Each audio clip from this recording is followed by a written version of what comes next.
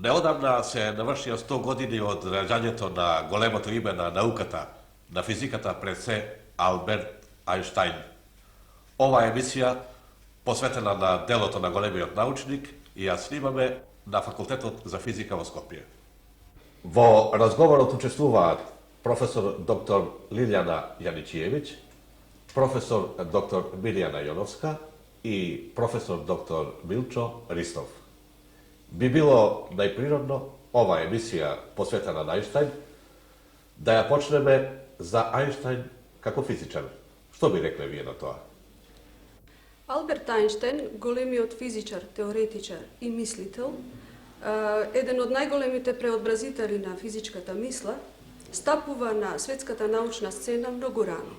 Тој започнува со печатење на научни трудови уште од својата најрана младост, во својата 21 година поточно.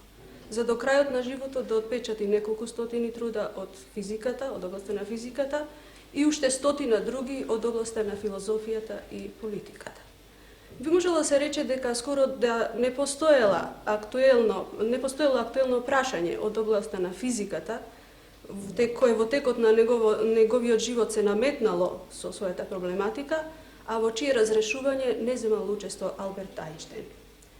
Ајнштајн физичарите ги има задолжено со својата теорија за Брауновото движење, теоријата на фотоефектот базирана врз представата за квантите, исто така неговата теорија за емисија и апсорбција на зрачењето, а круна на неговото творешто представуваат специјалната теорија на релативноста, која е објавена 1905 година, и 11 години подоцна неговата општа теорија на релативноста,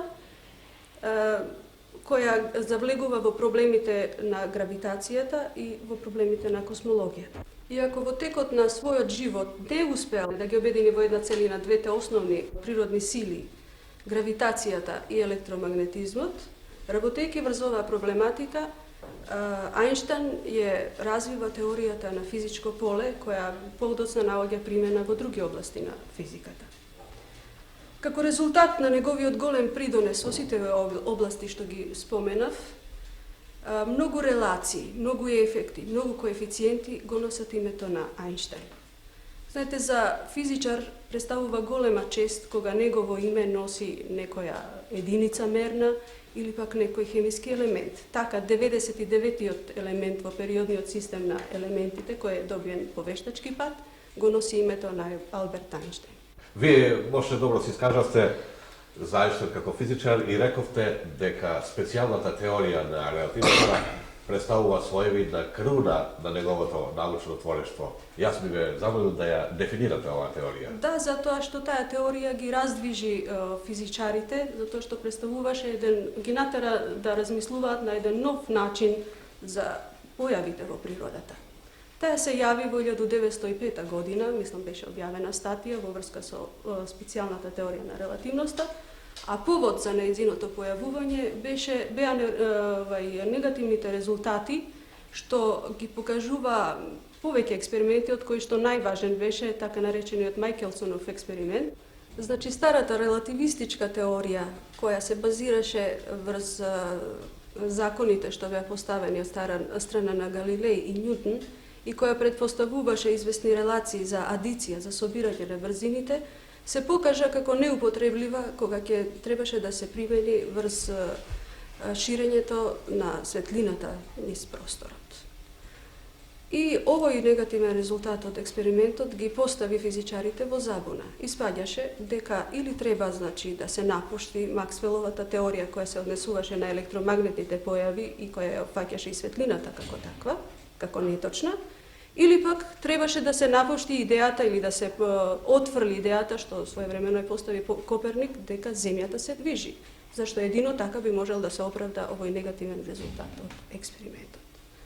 Меѓу физичарите кои што размислуваа за овој проблем, кој тогаш се наметна, беше и тогаш младиот физичар кој работеше во бирото за технички пронајдоци во Берн, Алберт Ајнштајн, и тогаш беше на старост од 26 години.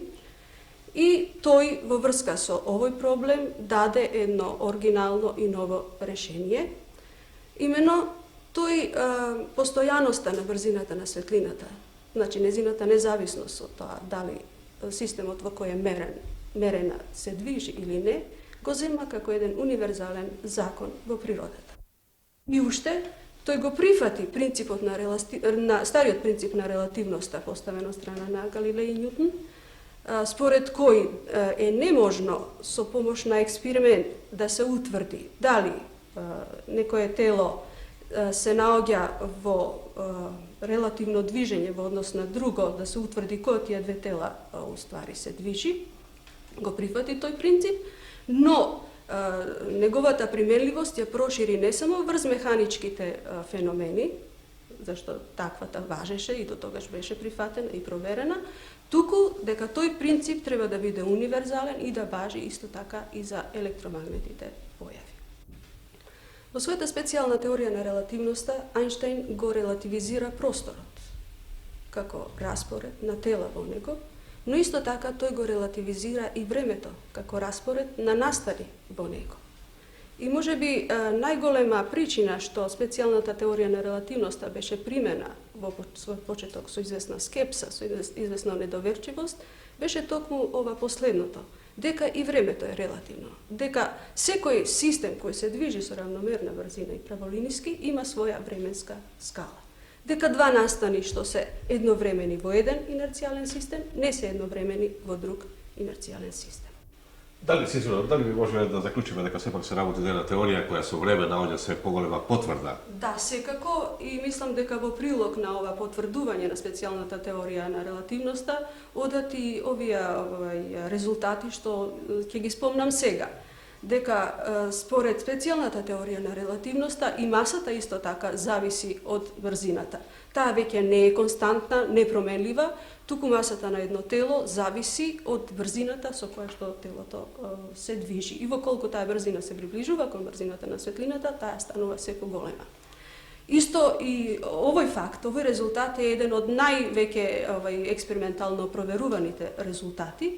И во оние области од физиката, каде што се работи со тела кои што постигаат големи брзини, кои што се блиски на брзината на светлината, например движењето на електроните во силни електромагнетни полиња или пак зрачењето на честици преку бета зраци, каде што до 99% се постигаат брзини од брзината на светлината, овој факт за зависност на масата од брзината не е веќе дискутабилен резултат околу кој што треба физичарите да ломат копија дали е точен или не е точен, дали е прифатлив или не, туку едноставно факт на кој што мора да се води сметка при конструкција на машините со кои што во тие области на физиката се работи, при конструкцијата на разните типови на акцелератори. Понатаму, по дедукција од овие релации што следе во специјалната теорија на релативноста, особено од релацијата што се доби за зависноста на масата од брзината, следеше и на гледачите секако добро познатиот закон за еквивалентност на масата и на енергијата, според кој енергијата на едно тело кое се движи е еднаква на производот од масата од тоа тело и брзината на светлината на квадрат.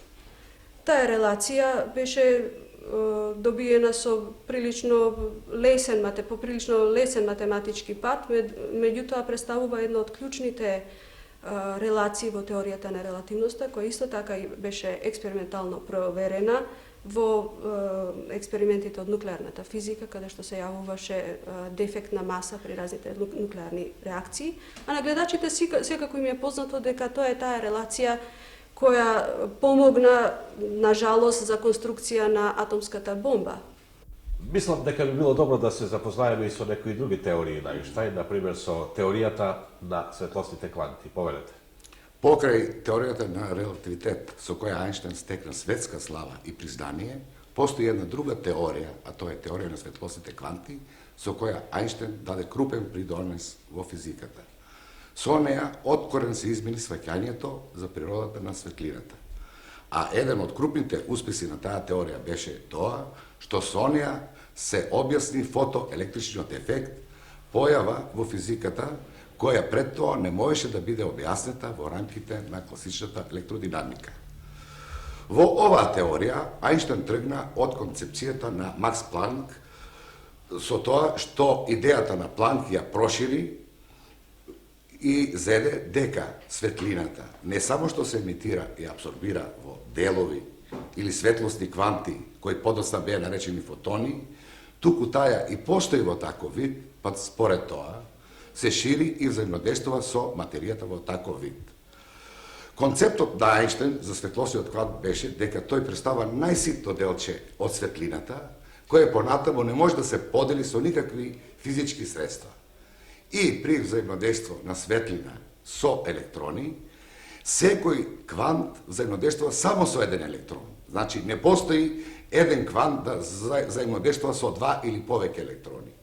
И при абсорбција на квантот, електронот ја прима целата негова енергија. Поставувајќи го законот за запазување на енергија, Ајнштајн, така да се каже, во еден потез ја доби равенката за фотоелектричниот ефект, равенка која денеска добро му е позната на секој оној што учи или учел физика. Макар што оваа теорија беше многу едноставна, прифатлива и со неја се објасни еден ефект кој што до тогаш не можеше да биде објасната, теоријата за светлосните кванти не можеше да биде прифатена отеднаш, без реакција, бидејќи таа предизвика дилема во научниот свет. А дилемата не можеше да се реши со негација на старата електромагнетна теорија, која се беше потврдила на голем број експериментални факти. Благодарам. Благодарам. А да чуеме нешто сега и за општата теорија на релативноста.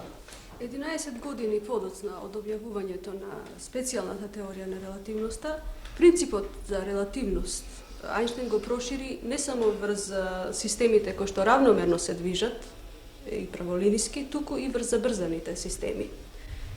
Значи, според оваа теорија на релативноста, принципот на релативноста важи и понатаму, и за забрзаните системи, важи оној постулат за константноста на брзината на светлината, меѓутоа, за да ги опфати проблемите од гравитацијата и воопште неинерцијалните системи, Ајнштајн осети потреба да формулира уште еден трет постулат, тој е постулатот за еквивалентност на инертната и на тешката маса.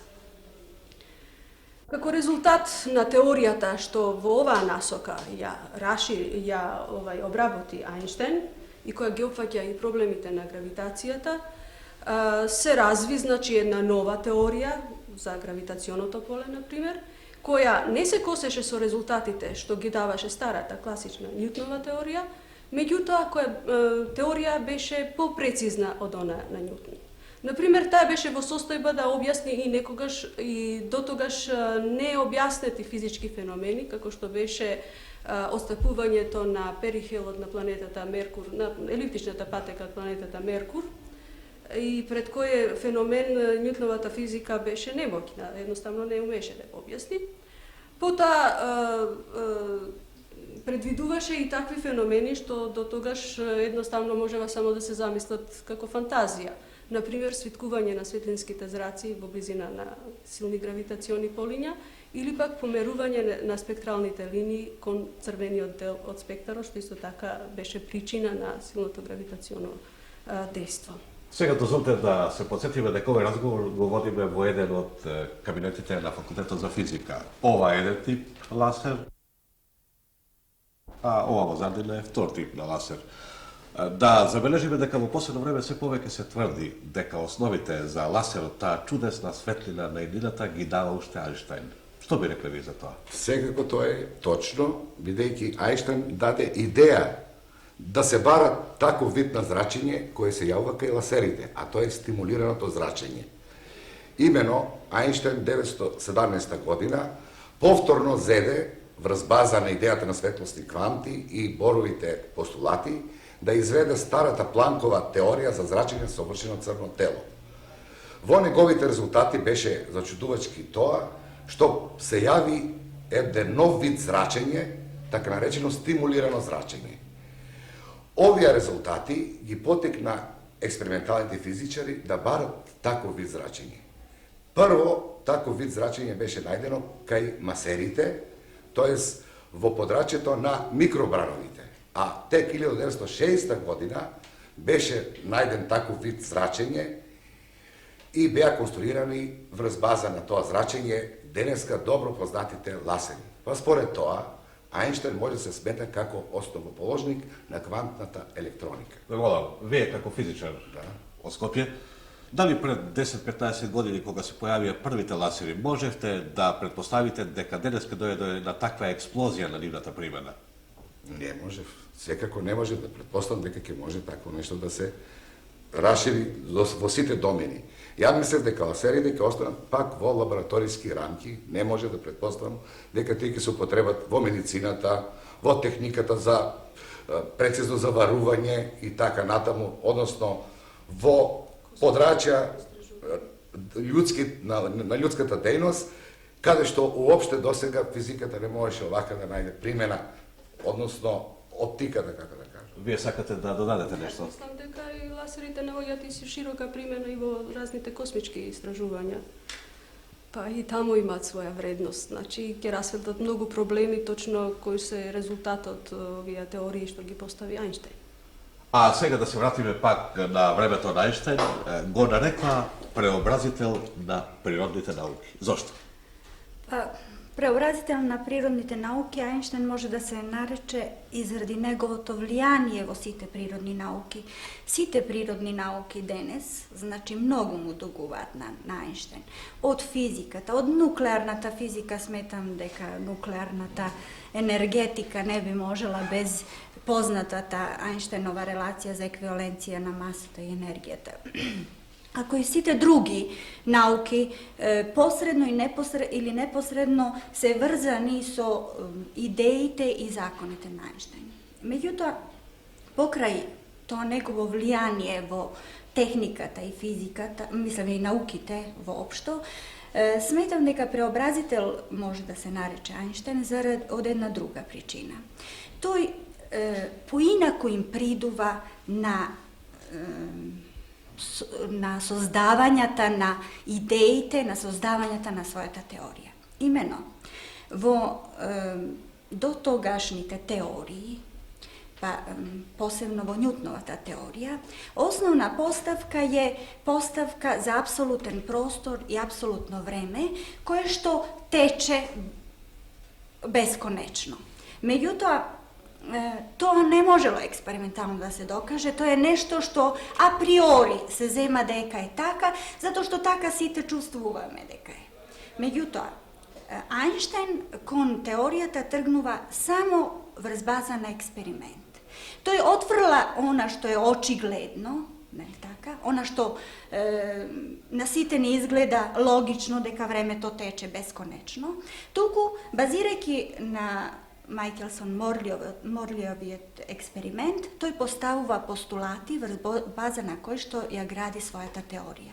И токму од тоа, во тоа што тој тргнува од експериментот, а отфрла секакви догми, отфрла секакви априори поставени работи, е неговата големина во природните науки, мислим, во поставувањето на теориите на природните. Вашата колешка подробно ги разработи елементите на специјалната теорија на релативитетот и теоријата на релативитетот. Зошто Ајнштајн за тие теории не доби Нобелова награда? Секако, поставката за релативноста на времето, за тоа да секое тело што се движи различито, има различито време, е тешко разбирлива. А тоа, мислам, следи од Ајнштајновиот постулат за еднаквост на брзината на светлината, односно за не бесконачната вредност на брзината на взаимодействието, каква што уствари во класичната физика. Во класичната физика се тврди дека секое взаимодействие е уствари моментално. Значи, брзината на преносот на взаимодействието е бесконечно голема.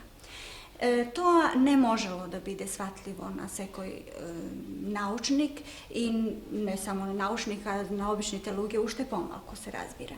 И во првото време, после objavljivanje na specijalната teorija na relativnost, a ušte повеќе после objavljivanje на општата теорија на relativност, во науката се јавуваат голем број на научници кои ја успоруваат исправноста на теоријата на релативноста.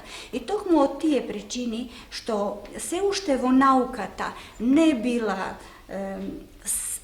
општо прифатена теорија на релативноста во 1922 година кога Ајнштајн ја добива Нобеловата награда, нему Нобеловата награда му е доделена за истражувањата на областата на фотоефектот, кои што се уствари применливи и како што таму се уште наведува и за истражувањата во теориската физика, а ние знаеме да уствари неговите истражувања во теориската физика се оние кои што го направија уствари преобразител, да речем, во теоријата, во природните науки. Јас се молам сега да ни кажете зашто биографите на Ајнштајн говорат дека е тоа една контраверзна личност.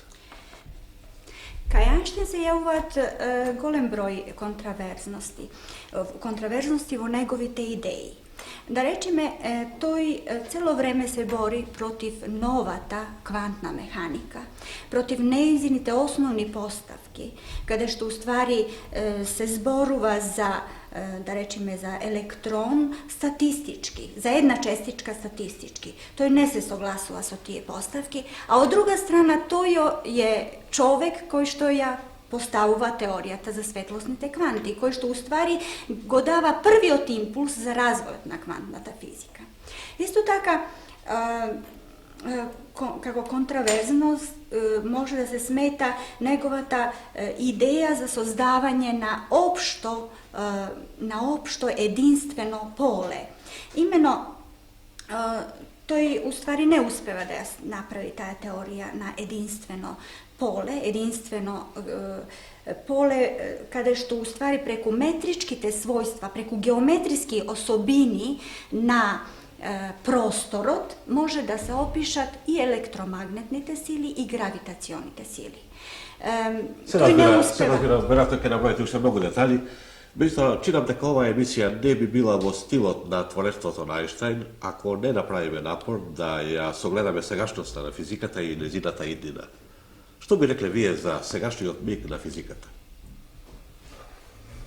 Па, особено општата теорија на Ајнштајн во сегашно време е уште во фаза на експериментална проверка. Особено добива тежина во својата актуелност некаде во 60-тите години, кога беа пронајдени првите квазари. За во текот на 5 години, например, околу 60 да бидат регистрирани. И тоа се звездолики објекти небески кои што имаат маси, кои што се неколку сончеви системи, отприлике толкави маси имаат, но кои што се движат со огромни брзини и според Хабловите пресметувања покажуваат големо доплеровско поместување на сигналите што ги испраќаат и кои што се регистрирани овдека на земјата и чие однесување, например, никако другачие не може да се објасни, освен ако не се повика во помош Ајнштајновата теорија на релативноста. Или пак предпоставката на постоење на така наречени црни јами, каде што доваѓа до израз најголемо закривување на тој просторно-временски континуум за кој што станува збор во општата теорија на релативноста и доваѓа до така наречен гравитационен колапс, значи привлекување на се во нив, така што не би можело да се регистрира ништо од нив што би евентуално очигледно вие не воведувате.